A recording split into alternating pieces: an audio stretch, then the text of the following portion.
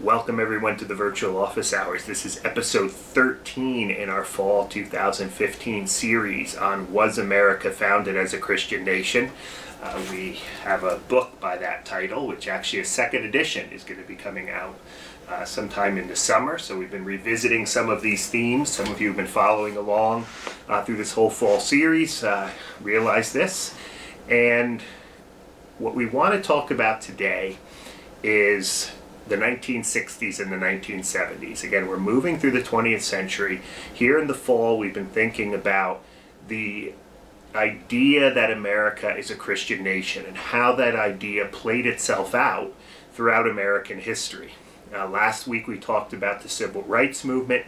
It's really not until the 60s and 70s, I would argue, that the notion or the idea that America is a Christian nation becomes challenged in a significant way.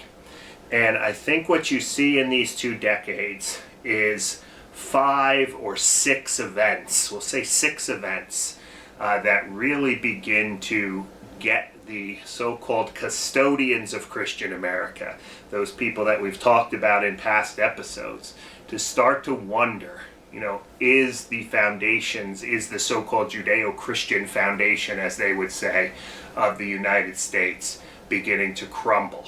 So we're calling this episode The Threat to Christian America. And again, I think there's 5 or 6 of them. Let's say 6. The first one being 1962 and the famous Supreme Court case, Engel v. Vitale. This is the Supreme Court case that removes prayer from public schools. The second case, the second point, a year later, a Supreme Court case known as Abington versus Schempp. That case is going to remove mandatory Bible reading from public schools. 3 years later, actually 2 years later, 1965, the Immigration Act of 1965 opens the doors to a host of different types of immigrants into this country, immigrants that had been largely not permitted to come into the country since the 1920s, began flooding through the shore into American shores, bringing people from Asia, people from the Middle East, bringing new religions and thus adding to the religious pluralism, which again begins to threaten the idea that this is a Christian nation. The fourth thing I think that takes place in this sort of perfect storm, if you will, is another Supreme Court case, Green versus Connolly. This is the Supreme Court case that applies to Bob Jones University in Greenville, South Carolina, and a host of other Southern academies in which the federal government says you will not receive federal funding for your schools unless you desegregate.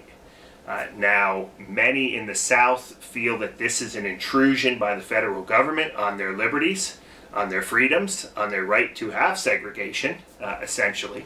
And when Jimmy Carter, the president at the time, the born-again evangelical president, decides to support Green versus Connolly and to enforce it, there are many in the South, again, not only at Bob Jones University, but among many segregationist Christian academies, academies who were segregated, I should say, who are very, very concerned about this. This is an example, right, of the government coming in and, telling them how to live and affecting their understanding of Christianity. So I think that's a case. I think that's part of this mix.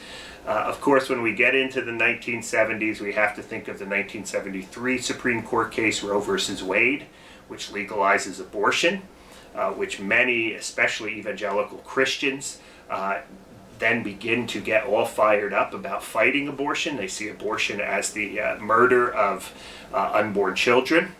This previously was largely an issue that just Catholics, or mostly Catholics, were concerned with. But after 1973, evangelical Christians, Protestants, begin to get concerned about it.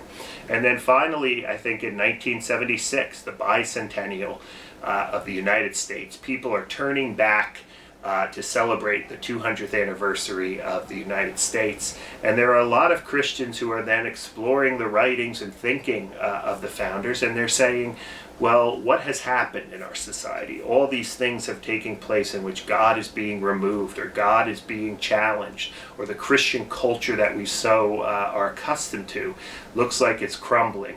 But yet, let's go back to the founders and they essentially make an argument that the founders, and we'll talk about this in the next episode, that the founders were indeed Christians, and that somehow we have to reclaim this idea or get back to this idea that we are a Christian nation who has, or that has gone woefully astray over the course of the last 10 or 15 or 20 years, as they're writing in 1976. So you see the rise of the moral majority, Jerry Falwell, the so-called Christian right, beginning to argue that America is still and must still be a Christian nation, over and against some of the forces of secularism, some of those that we just named, as we listed those 5 or 6 developments, the forces of secularism that seem to be eroding that Christian nation. It's at this point, I think, that in the first time in American history that the saying America is a Christian nation, or the phrase America is a Christian nation, is actually going to be contested for the first time. So this kind of leads us into our last episode next week, in which we'll be talking a little bit more about what that contested battle over Christian America sort of looks like. But again, I think it's in the 60s and the 70s where finally people are starting to call into question whether or not America is a Christian nation, and the Christian right are now challenging them. And really we see the seeds of what is often referred to as the culture wars in American history. So one more episode here in the fall 2015 series. See you next time on the Virtual Office Hours.